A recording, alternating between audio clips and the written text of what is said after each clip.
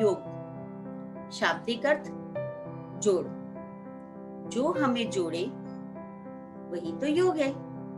साथ लाए वही तो योग है। जो दूरियों को खत्म कर दे वही तो योग है। पर कोरोना के इस संकट के दौर में घर पर योग और परिवार के साथ योग। आज हम सब सामूहिक कार्यक्रमों से दूर रहकर घर में ही अपने परिवार के साथ मिलकर योग कर रहे हैं। बच्चे हो, बड़े हो, युवा हो, परिवार के बुजुर्ग हो, सभी जब एक साथ योग के माध्यम से जुड़ते हैं ना, तो घर में एक ऊर्जा का संचार हो जाता है।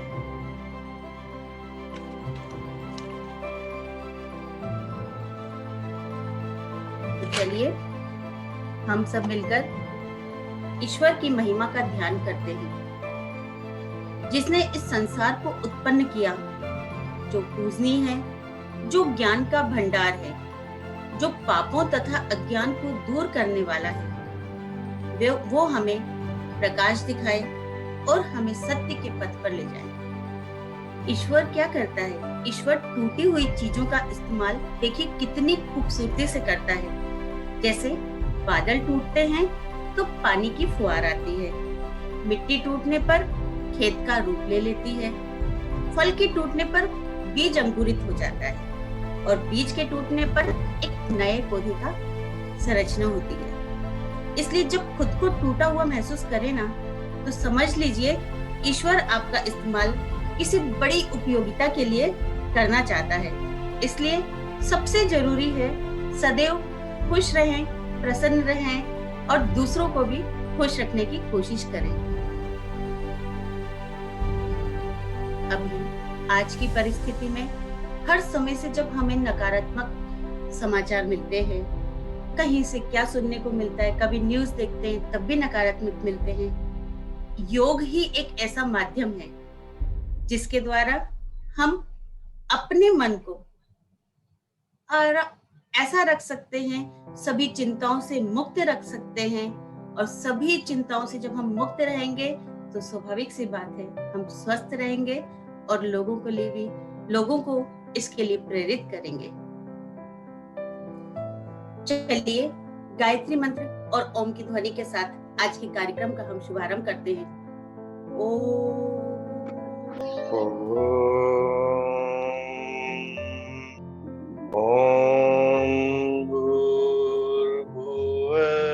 भूर्भुवस्सुः तत्सवितुर्वरेण्यं भर्गो देवस्य धीमहि धियो यो न प्रचोदयात्। हे प्राण, पवित्रता और आनंद के देने वाले प्रभु, आप सर्वज्ञ और सकल जगत के उत्पादक हैं। हम आपके उस उत्तम पापनाशक व ज्ञान स्वरूप तेज का ध्यान करते हैं जो हमारी बुद्धि में प्रकाशित रहता है। आप सदैव हमारी बुद्धि में प्रकाशित रहें और हमें सत्कर्मों की ओर प्रेरित करें।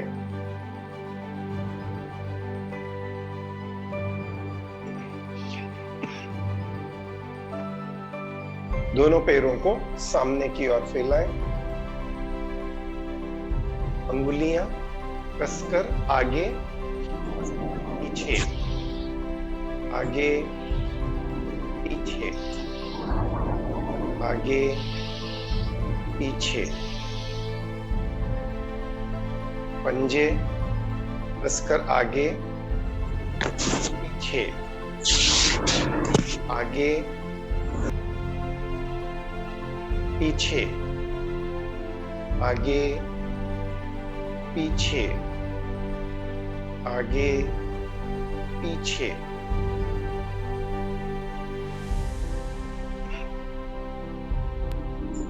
अर्ध तितली चालन। दाएं पैर को मोड़कर दाईं एड़ी बाईं जंघा पर, घुटना सीने तक लाए, एक बार आसन तक ले जाएं। धीरे धीरे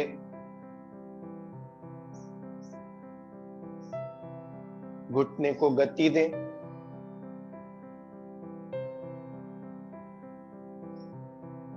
पैर बदलकर बाएं पैर से घुटना, टखना, पिंडली प्रभाव में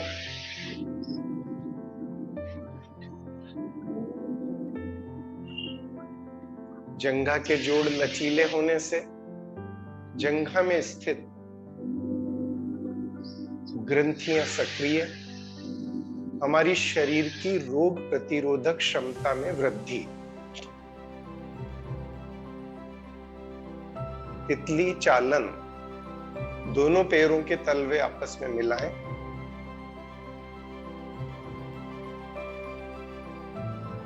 और घुटनों को तितली के पंखों के समान गति दें।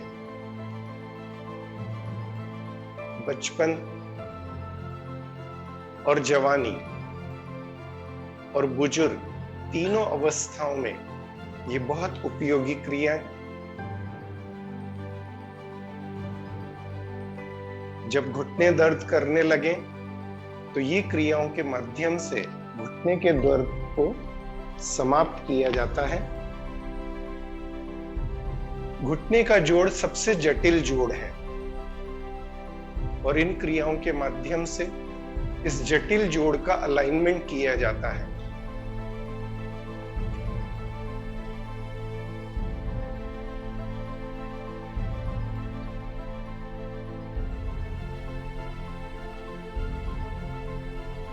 विश्राम, हमने पैर की अंगुली से लेकर जंघाओं तक के जोड़ों को सक्रिय किया। आइए अब हाथों के साथ इसी अभ्यास को दोहराते हैं। पहले 3 अंगुलियों के जोड़ मोड़े, ढीला छोड़े। अभ्यास को दोहराते जाए।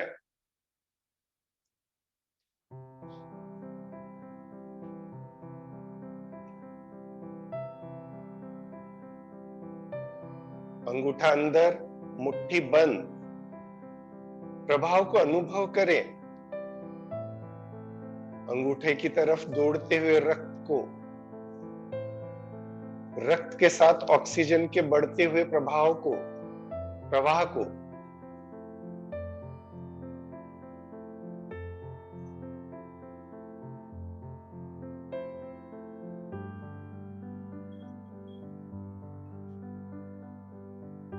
कलाई का जोड़ लचीला और स्वस्थ होते हुए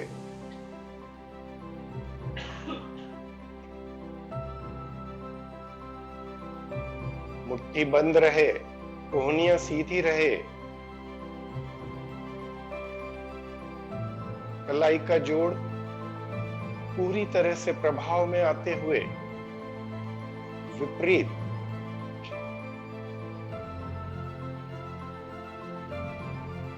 पड़ने वाले प्रभाव को अनुभव करते जाएं। कोहनी,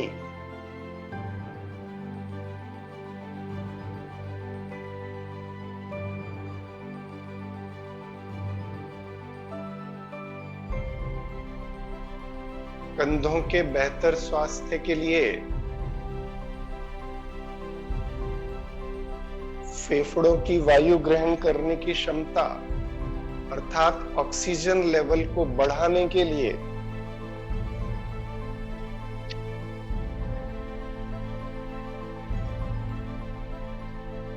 ऑक्सीजन प्रातः काल के समय वायुमंडल में सर्वाधिक।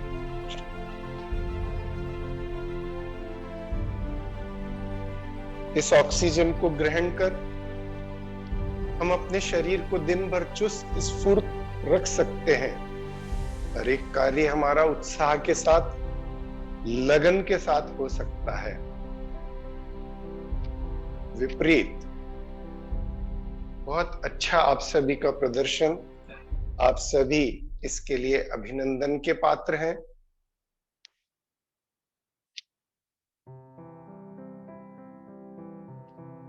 मात्र तीसरे दिन आप इतने परफेक्शन से करने लगे, ये वास्तव में दिशा डेल्फी स्कूल के संस्कार हैं।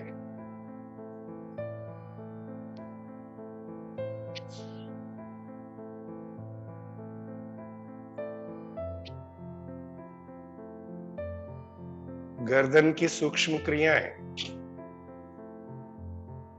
धीरे धीरे गर्दन को आगे की ओर ले जाएं। थोड़ी कंठ में लगाने का प्रयास करें। मन में ये भाव रहे कि गले में स्थित थायराइड ग्रंथि, पैराथायराइड ग्रंथि सक्रिय होते हुए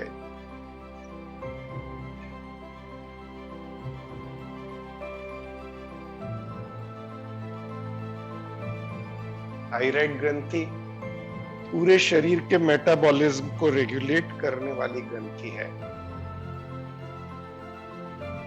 अगर ये ग्रंथि ठीक से काम करेगी तो आपका पूरा शरीर ठीक से काम करेगा।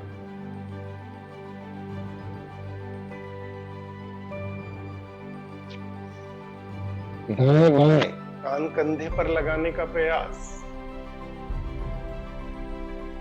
गर्दन को धीरे धीरे दाईं ओर घुमाएं। थोड़ी को कंधे पर लगाएं, अधिकतम पीछे की ओर देखें। इस छोटी सी क्रिया के अंदर आपकी आंखें स्वस्थ हो रही हैं, आपकी गर्दन और कंठ का सारा क्षेत्र प्रभाव में आ रहा है।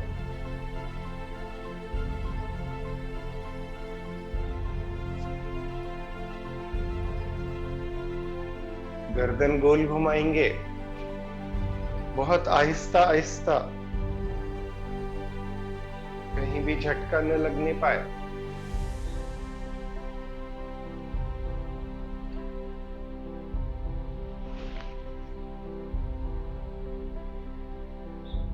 आप सभी अभिनंदन के पात्र हैं। समर्पण के साथ योग को जब आप अपनाते हैं तो वास्तव में आप इस धरती को रहने के लिए बेहतर जगह बनाते हैं।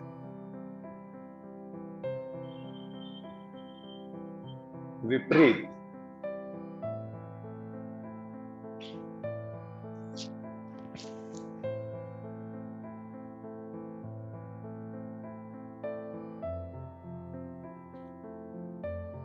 बहुत सुंदर, आप सभी का बहुत अच्छा प्रयास। जैसा हमने आपसे निवेदन किया था कि आज हम आपको सूर्य नमस्कार की ओर ले चलेंगे। सूर्य को नमस्कार क्यों, चंद्रमा को नमस्कार क्यों नहीं? इस प्रश्न का उत्तर आज आपको खोजना है। बच्चों के साथ इस प्रश्न पर चर्चा करनी है। कल हम उत्तर लेकर के आपके सम्मुख प्रस्तुत होंगे। एक बार आसन पर खड़े हो जाएं।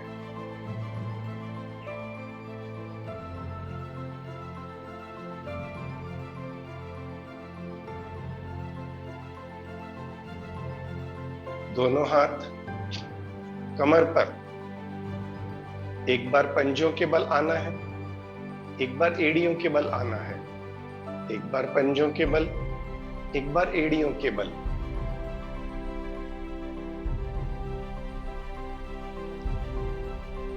हमारे पैरों में एक्यूप्रेशर पॉइंट्स होते हैं। उन पर दबाव पड़ने से आंतरिक अंग लचीले होते हैं, स्वस्थ होते हैं।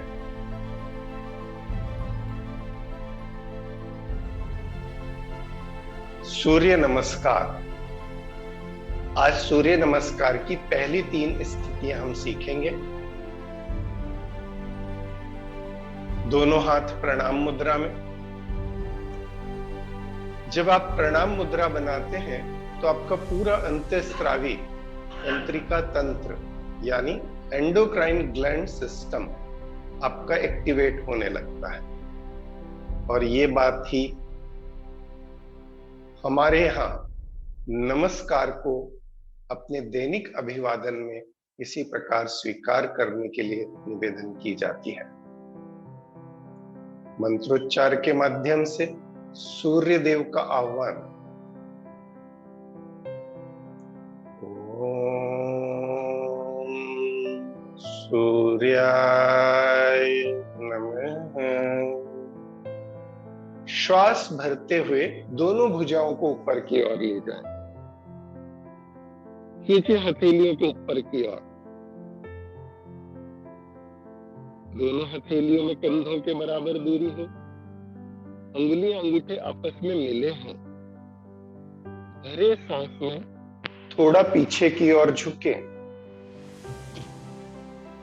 ये थोड़ा पीछे की ओर झुकना कोई सामान्य अभ्यास नहीं है। यह वास्तव में आपके शरीर में ऑक्सीजन का स्तर बढ़ाने वाला अभ्यास है। जिस ऑक्सीजन को लेने के लिए त्राही त्राही मची हुई है, वो ऑक्सीजन सूर्य नमस्कार की इस तीसरी अवस्था में आप सहज रूप में अपने शरीर में बढ़ा सकते हैं। ऑक्सीजन का लेवल बेहतर कर सकते हैं।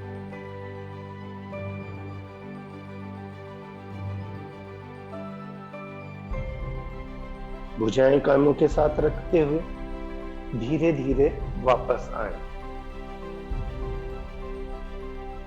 एक बार फिर खींचे हथेलियों को ऊपर की ओर और भरे सांस में थोड़ा पीछे की ओर झुके। भुजाएं कानों के साथ लगी रहें। आकाश तत्व में वृद्धि, ये एक और महत्वपूर्ण बेनिफिट है। बहुत सुंदर। आप सभी का बहुत अच्छा प्रयास। बैठ जाएं।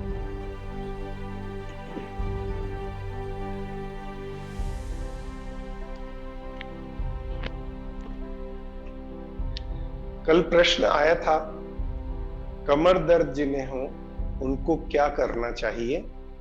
ये आसन उसका जवाब है।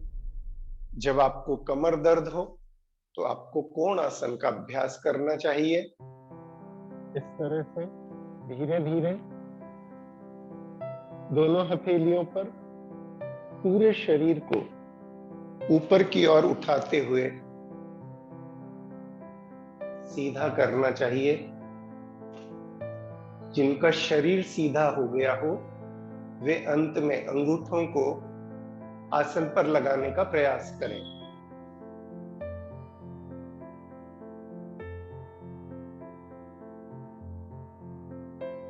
योग का हर आसन आपके शरीर में ऑक्सीजन की मात्रा में वृद्धि करने वाला है। कोणासन में भी आपके फेफड़े प्रभाव में आते हैं। आपकी ऑक्सीजन ग्रहण करने की क्षमता में वृद्धि होती है। दोनों हथेलियां दाहिनी ओर टिकाएं। वज्रासन में आ जाएं। कल हमने आपसे निवेदन किया था, भोजन के बाद इस प्रकार आपको 15 मिनट अवश्य बैठना है। लेकिन जिन्हें घुटनों का दर्द है उनको घुटनों के दर्द की अवस्था में वज्रासन नहीं लगाना है। उनको पहले पैरों की सूक्ष्म क्रियाओं से अपने घुटनों का दर्द ठीक करना है। उष्ट्रासन एक और बेजोड़ आसन, ऑक्सीजन स्तर को बेहतर करने वाला, कमर दर्द को ठीक करने वाला। घुटनों के बल आ जाएं। दोनों अंगूठे रीढ़ के पास आपस में मिलाएं। गहरा सांस भरें। रीढ़ को गोलाई देते हुए धीरे धीरे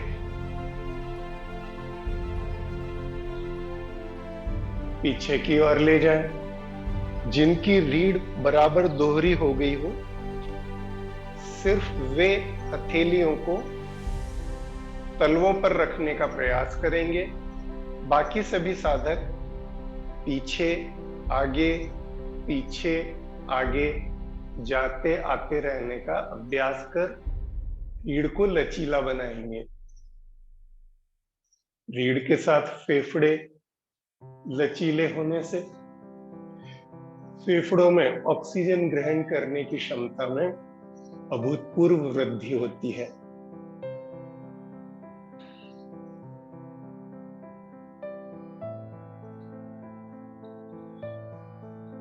धीरे धीरे वापस।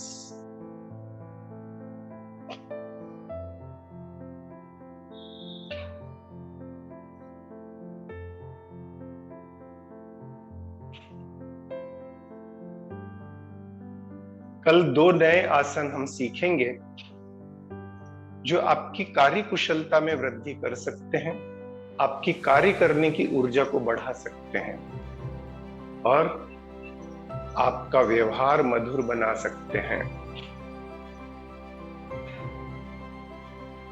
शशक आसन, रिबिट पोज। दोनों हाथ सामने की ओर फैलाएं। धीरे धीरे श्वास भरते हुए हाथों को ऊपर की ओर ले जाएं। दोनों हथेलियों में कंधों के बराबर दूरी। श्वास बाहर निकालते हुए धीरे धीरे आगे की ओर झुके। कल जो आसन कराए जाने वाले हैं, ये आसन उन आसनों की पूर्व तैयारी स्वरूप। जब ये आसन आप ठीक से कर पाएंगे तो कल और आने वाले दिनों में कराए जाने वाले आसन आपको अभूतपूर्व फायदा पहुंचाने वाले साबित होंगे। विनम्रता का भाव उदय, समर्पण, निष्ठा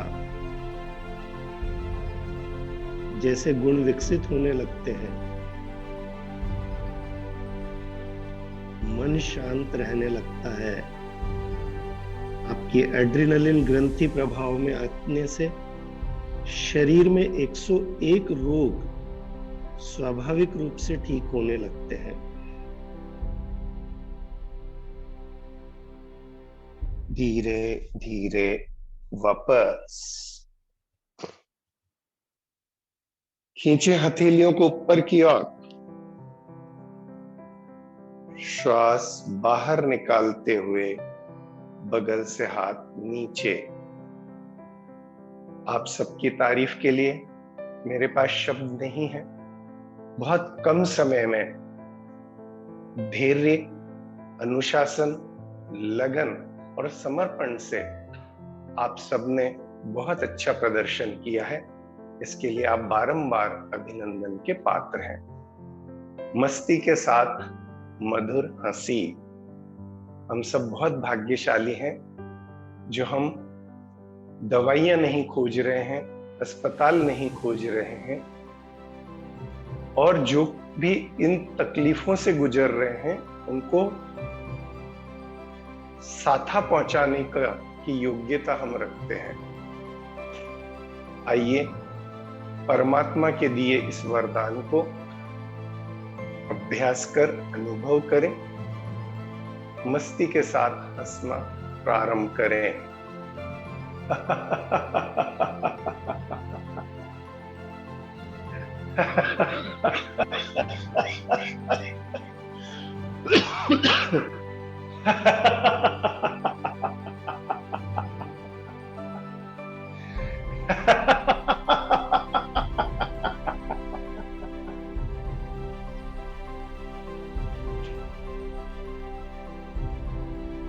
पूरी स्क्रीन के ऊपर एक उत्साह और उल्लास का वातावरण बन गया।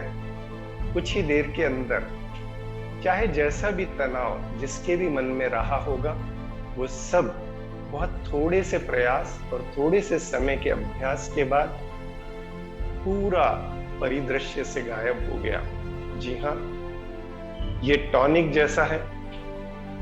बच्चे जो बड़े होते जा रहे हैं वो हंसना भूलते जा रहे हैं, और जो बड़े हो जाते हैं वो तो याद दिलाने पर भी नहीं हंस पाते हैं। लेकिन आप सबको इस कोरोना काल में इस टॉनिक का प्रातःकाल, दोपहर और सायंकाल कम से कम 3 बार सेवन अवश्य करना चाहिए, और पूरे परिवार को इसका सेवन करवाना चाहिए। लेकिन सावधानी के साथ किसी का दिल ना दुखे, किसी को ठेस ना लगे, इस तरह आपको अपनी हंसी करनी है। आइए अब हम प्राणायाम के सत्र की तरफ आगे बढ़ते हैं। आज हम प्राणायाम के अंदर भी कुछ नए प्राणायाम सम्मिलित करेंगे। ऐसे प्राणायाम सम्मिलित करेंगे जो हमारे ऑक्सीजन का लेवल बेहतर कर दे। अभी तक हमने गहरे लंबे श्वास सीखे, अनुलोम विलोम प्राणायाम सीखा और भ्रामरी प्राणायाम सीखा। आज हम कुछ श्वास क्रियाओं को सीखेंगे जो शरीर में हमारे ऑक्सीजन का लेवल अच्छा कर सकती हैं। दोनों हाथों को इस तरह से सामने की ओर फैलाएं, अंगूठा अंदर, मुट्ठी बंद।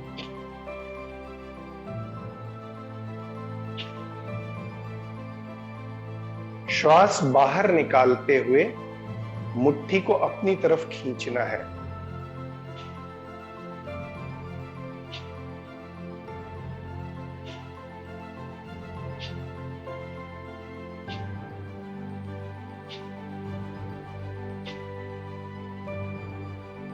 इन क्रियाओं से आप कुछ ही देर में पाएंगे कि आपका ऑक्सीजन लेवल बेहतर हो गया है।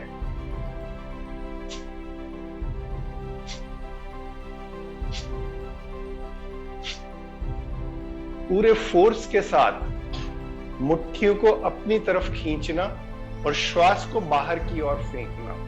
जब आप श्वास को पूरे फोर्स के साथ बाहर फेंकते हैं तो प्राणवायु आपके फेफड़ों की तरफ प्रवाहित होने लगती है और आपका ऑक्सीजन लेवल अच्छा होने लगता है। दूसरा अभ्यास, दोनों मुट्ठियों को इस प्रकार आपस में मिलाएं। श्वास बाहर निकालते हुए मुट्ठियों को अधिकतम पीछे की ओर, कोहनियों को अधिकतम पीछे की ओर ले जाएं। वक्ष स्थल को अधिकतम आकार प्रदान करें।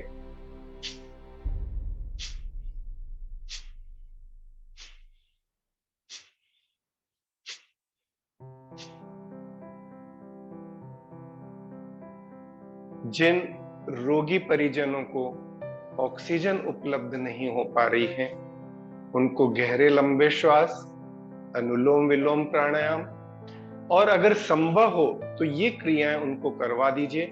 उनका ऑक्सीजन लेवल हर क्रिया के साथ बेहतर होता चला जाएगा।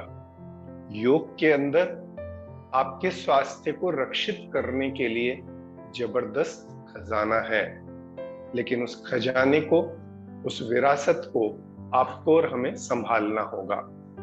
एक और प्राणायाम जो इन दिनों बहुत उपयोगी है, क्योंकि हम घरों के अंदर ही, चार दीवारी के अंदर ही अपनी दिनचर्या को संचालित कर पा रहे हैं। सरकार द्वारा दी गई गाइडलाइंस की पालना में हम ज्यादा गतिविधियां नहीं कर पा रहे। इसकी वजह से हमारा पाचन तंत्र प्रभावित हो रहा है, कब्ज की स्थिति बन रही है। अग्निसार प्राणायाम, अग्निसार प्राणायाम के अंदर धीरे धीरे आपको श्वास को बाहर निकालना है, पेट का संकोचन करना है, ढीला छोड़ना है। जब तक श्वास बाहर रुकी रहे, इस अभ्यास को दोहराते जाना है।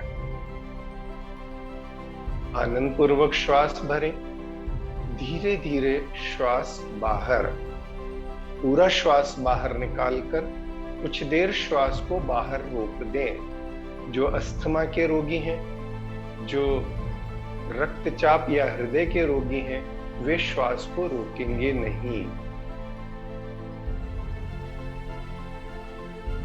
और रुके हुए श्वास में पेट को अंदर बाहर, अंदर बाहर, नाभि केंद्र का संकोचन करना है, ढीला छोड़ना है, संकोचन करना है, ढीला छोड़ना है। और ऐसा तब तक करना है जब तक श्वास बाहर रुकी रहे।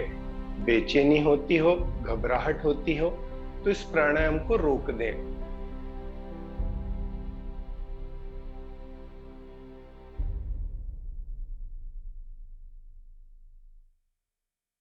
संपूर्ण योग साधना खाली पेट करनी चाहिए। संभव हो तो 2 से 3 गिलास प्रातःकाल उठकर तांबे के पात्र में रखे जल का सेवन करके करना चाहिए। और संभव हो तो तुलसी के 5 से 7 पत्ते भी इस पानी के अंदर जरूर डाल दें, या एक नींबू निचोड़कर नींबू पानी का सेवन कर योग साधना से जुड़े। ये जो जल का सेवन आप करते हैं, ये शरीर से कई विषैले पदार्थों को बाहर निकालता है। नींबू पानी शरीर के अंदर एल्कलाइन मीडियम का निर्माण करता है। तुलसी के पत्ते भी यही कार्य करते हैं, इसीलिए तुलसी की हम पूजा करते हैं। तुलसी के पत्ते तो हमें कोरोना जैसे संक्रमण से बचाव में भी सहायक सिद्ध हुए हैं। ये वैज्ञानिक प्रयोगों से स्थापित हो चुका है। हर एक घर में तुलसी का पौधा, आंवले का पौधा, गिलोय का पौधा अवश्य लगाएं।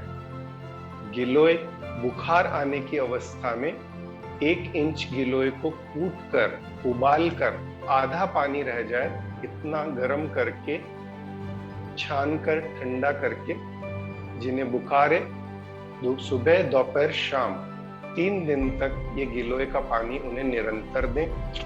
उनका बुखार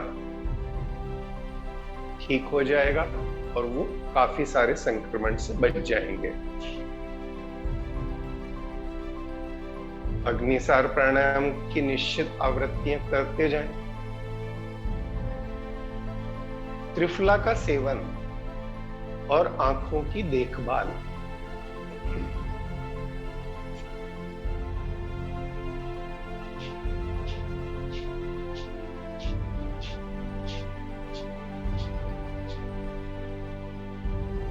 खाली पेट त्रिफला का सेवन अवश्य करें। त्रिफला के सेवन के लिए शुद्ध मात्रा में, सही मात्रा में प्राप्त त्रिफला और उसको किस मौसम में लेना, ये पोस्ट आज आपको शेयर की जाएगी DDPS स्कूल के माध्यम से। और जो चाय और कॉफी का सेवन करते हैं, उनको निवेदन किया जाएगा कि वो चाय और कॉफी के स्थान पर अमृत पेय और अर्जुन छाल के पाउडर का सेवन करें। ये दोनों चीजें आज विश्व अस्थमा दिवस पर आप सबकी बेहतरी के लिए निवेदन की जा रही हैं। आप जानते हैं, हमारे देश में अस्थमा और अस्थमा से संबंधित रोग बहुत तेज गति से अपना पैर पसारते जा रहे हैं। चाय और कॉफी हमारे श्वसन तंत्र, हमारे स्नायु तंत्र को नुकसान पहुंचाते हैं। आप सब इनसे बचें, अपने परिवार को बचाएं। ये भी सूचनाएं आपको प्रसारित की जाएंगी और जो नंबर उसमें होंगे, वहां से आप ये तीनों चीजें आप प्राप्त कर सकेंगे। आंखों की देखभाल। आजकल स्क्रीन टाइम बढ़ गया है, तो आंखों को भी हमें संभालने की आवश्यकता है। उसके लिए कुछ छोटी छोटी क्रियाएं। दाहिने हाथ के अंगूठे को इस प्रकार सामने की ओर फैलाएं। अंगूठे को धीरे धीरे दाईं ओर ले जाएं। गर्दन स्थिर रहे, गर्दन को नहीं घुमाना है, सिर्फ निगाहों से अंगूठों का पीछा करना है। बाईं ओर गर्दन स्थिर रहे।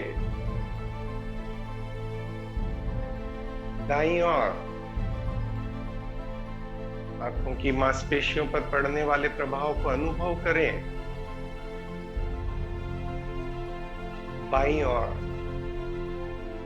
समय की कमी के हिसाब से हम आपको कम आवृत्तियां बता पा रहे हैं, लेकिन अतिरिक्त समय में आप इन अभ्यास को विशेष रूप से ज्यादा समय लगाकर ज्यादा आवृत्तियों के साथ करें।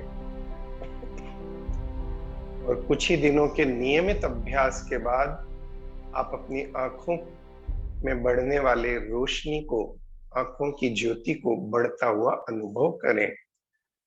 दाईं और ऊपर बाईं और नीचे, दाएं ऊपर, बाएं नीचे, इसी प्रकार बाएं ऊपर, दाएं नीचे, बाएं ऊपर, दाएं नीचे। इन क्रियाओं को श्वास के तालमेल के साथ भी आप कर सकते हैं। श्वास भरते हुए निगाहों को ऊपर की ओर ले जाएं। श्वास बाहर निकालते हुए निगाहों को नीचे की ओर लाएं।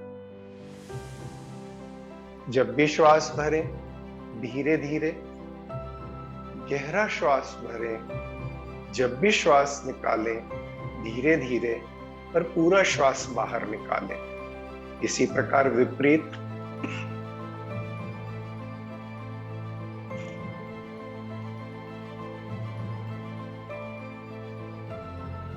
हरी पत्तियोंदार सब्जियों का ज्यादा से ज्यादा सेवन करना। प्रातः काल के समय ओस के ऊपर नंगे पैर चलना, ये सब आंखों के लिए फायदेमंद है। आंखों के लिए अंतिम क्रिया, दोनों हथेलियों को इस प्रकार आपस में स्पर्श करें। प्राप्त दिव्य ऊर्जा को इस प्रकार चेहरे पर धारण करें। कप बनाकर पामिंग करें। आंखों को ढकें, अंदर रोशनी न जाने पाए। दिन भर आप कंप्यूटर पर, मोबाइल पर आंखों को थकाते हैं। यह आंखों को विश्राम देने की सर्वश्रेष्ठ कला है। बंद आंखों में ब्लिंकिंग, अंधेरे के अंदर पलकें झपकाएं।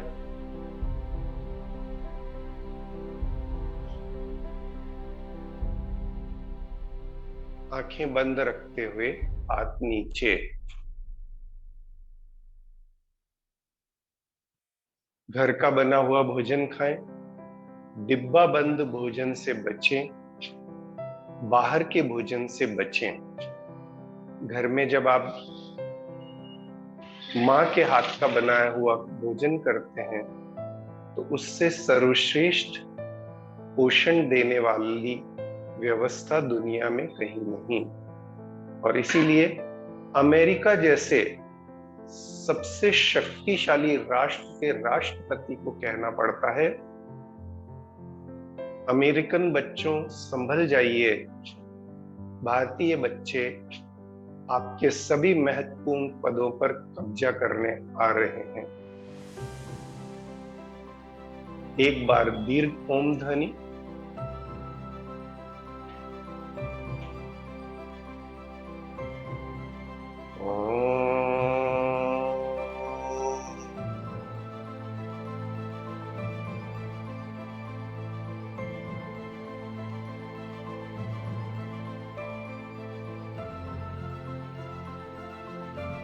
प्रश्नोत्तर।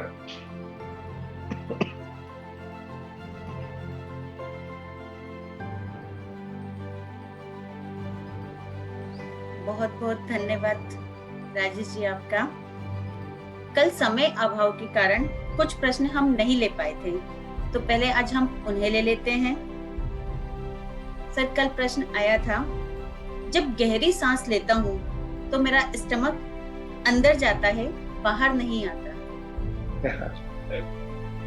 आप गहरी सांस लेने पर ध्यान केंद्रित करें। स्टमक को थोड़ी देर के लिए भूल जाएं। शुरुआत में जब हम बच्चे होते हैं तो हमारी श्वास लेने और छोड़ने की प्रक्रिया ठीक होती है, लेकिन जैसे जैसे हम बड़े होते जाते हैं हमारी प्रक्रिया में कुछ विकृति आ जाती है। मेरा आप सबसे हाथ जोड़ करके निवेदन है कि जब गहरे लंबे श्वास लेने का अभ्यास करें तो आपका फोकस आपके फेफड़े होना चाहिए, न कि स्टमक। श्वास आपके फेफड़े ग्रहण करते हैं और फेफड़ों के माध्यम से पूरे शरीर में श्वास का वितरण होता है। जब आप गहरे लंबे श्वास लेंगे तो स्टमक अपने आप सही जगह पर आ जाएगा और आपका क्रम जो अभी उल्टा हो रखा है, श्वास लेने पर स्टमक बाहर की ओर निकल जाता है, वो ठीक हो जाएगा। तो आप सिर्फ अभी श्वास को गहरा और लंबा करने पर ध्यान केंद्रित करें, प्राणायाम को अच्छे से करने पर ध्यान केंद्रित करें। अभी समय की आवश्यकता है कि हम शरीर में अपने ऑक्सीजन के लेवल को अच्छा बनाते चलें, हर दिन अच्छा करते चलें, और इसके लिए अपने खान पान को भी हम सुधार करें। आज एक डाइट चार्ट भी मैं आपके लिए तैयार करके लाया था, अगर समय मिला तो आज, नहीं तो कल आपकी सेवा में प्रस्तुत करेंगे। नेक्स्ट, योग के बाद या पहले गर्म पानी पी सकते हैं क्या? बिल्कुल पीना चाहिए। जिनका वजन बढ़ा हुआ है उनको तो बल्कि गर्म पानी का ही सेवन करना चाहिए। आज विश्व अस्थमा दिवस भी है। अस्थमा जिनको है उनको तो सिर्फ और सिर्फ गर्म पानी का ही सेवन करना चाहिए, और सामान्य स्वस्थ व्यक्ति को भी भोजन के बाद 1 कप अच्छे गर्म पानी का सेवन जरूर करना चाहिए। इससे जो व्यर्थ की चिकनाई है, फालतू के विषैले पदार्थ हैं, वो आपकी आहार नाल से आगे बढ़ते हैं और आपके शरीर से भी उनको बाहर निकाल दिया जाता है। वजन कम करने, मोटापा कम करने में भी ये उपयोगी है।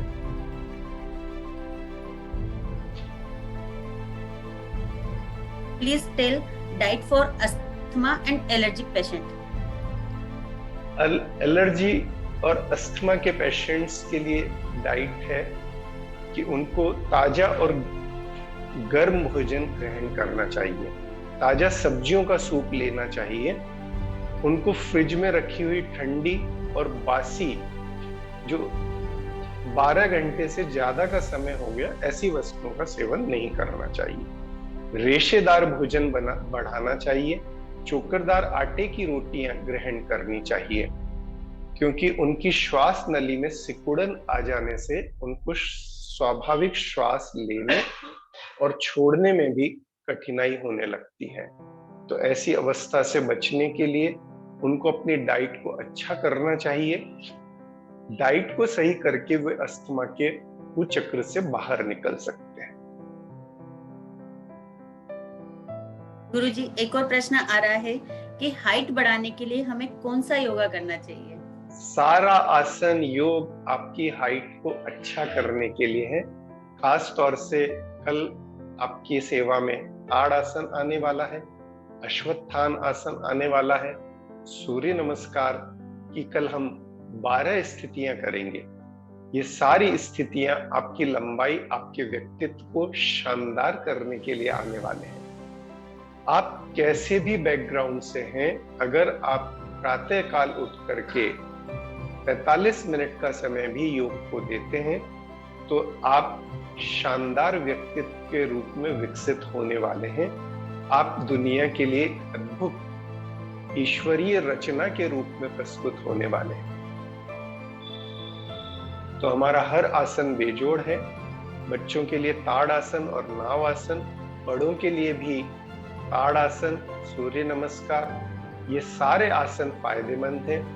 भुजंग आसन, शलभ आसन, अभी बहुत बड़ी रेंज है। 8 तारीख तक हमें नहीं लगता कि हम सारे आसन कवर कर पाएंगे, लेकिन हमारा प्रयास रहेगा कि सीमित समय में भी हम ज्यादा से ज्यादा आपको लाभान्वित कर सकें, योग को आपको समग्र रूप में पहुंचा सकें। Vitamin foods for students. सारी प्राकृतिक चीजें प्राकृतिक स्वरूप में, हम जो भोजन को पकाते हैं, कहीं न कहीं उनके विटामिन्स को हम नष्ट करते हैं। कल मैंने निवेदन किया था, बच्चों के लिए भी और बड़ों के लिए भी भोजन से पहले कम से कम 300 ग्राम ताजा सलाद अवश्य ग्रहण करें। ताजा सलाद से मेरा अर्थ है उसमें कोई सेंधा नमक, कोई गरम मसाला, कोई चाट मसाला, कोई फ्रूट चाट बनाकर नहीं ग्रहण करना है। कुदरत ने जो कुछ हमें जैसा दिया है, रॉ फूड, इसको खूब चबा चबा कर खूब शांति पूर्वक ग्रहण करें। इससे आपका सारे विटामिन्स की आपूर्ति होगी। विटामिन डी के लिए आपको धूप में जरूर बैठना है, प्रातःकाल की गुनगुनी धूप में, क्योंकि इन दिनों दिन में धूप तीखी हो जाती है, तो दिन में बैठने से बचना है। एक और प्रश्न आ रहा है कि कौन हाँ से जी। योग अभ्यास द्वारा हम व्हाइट हेयर आना रोक सकते हैं, हाँ जी। व्हाइट हेयर ना आए। हाँ, व्हाइट हेयर होने की बहुत सारी वजह हैं। सबसे पहले आपका भोजन, इसके बारे में आपको बार बार निवेदन किया जाता रहा है और हर दिन किया जाता रहेगा। दूसरा, धूल प्रदूषण से अपने आप को बचाएं। तीसरा, कुछ आसन ऐसे हैं जिनके अंदर हमारी स्थिति विपरीत हो जाती है, यानी सिर नीचे हो जाते हैं और पैर ऊपर की तरफ हो जाते हैं। लेकिन प्रारंभिक अभ्यासियों को ऐसे आसन नहीं करना चाहिए और योग्य प्रशिक्षक की देखरेख में ये आसन सीखने चाहिए। उससे बालों को पोषण बराबर मिलता है, बालों में रक्त संचार बराबर होता है, ऑक्सीजन का प्रवाह संतुलित होता है, फिर बाल पकना और सफेद होना रुक जाते हैं। और फिर संतुलित भोजन, उसका महत्व, और प्राणायाम प्रतिदिन और ध्यान प्रतिदिन, ये सारी चीजें मिलाकर के आपके स्वास्थ्य को, आपके बालों को स्वस्थ रखेंगी। आंवला, रीठा, शिकाकाई से स्नान करें। आजकल के जितने भी हानिकारक शैम्पू हैं, सोप्स हैं, इनकी वजह से भी आपके बालों को नुकसान पहुंचता है। इनसे बचें। बहुत बहुत धन्यवाद गुरुजी आपका, और साथ ही हमसे जुड़े पेरेंट्स का भी। और आज मैं कहना चाहूंगी कि जो आज हमारे साथ योग साधना शिविर में जुड़े हैं, उनका बहुत बहुत धन्यवाद, बहुत बहुत आभार। कल आप अपने परिजन को, परिवारजन को, अपने फैमिली मेंबर्स को, अपने मित्रों को अधिक से अधिक लेकर के आए, उन्हें जोड़ने के लिए प्रेरित करें और हमारे साथ जुड़े।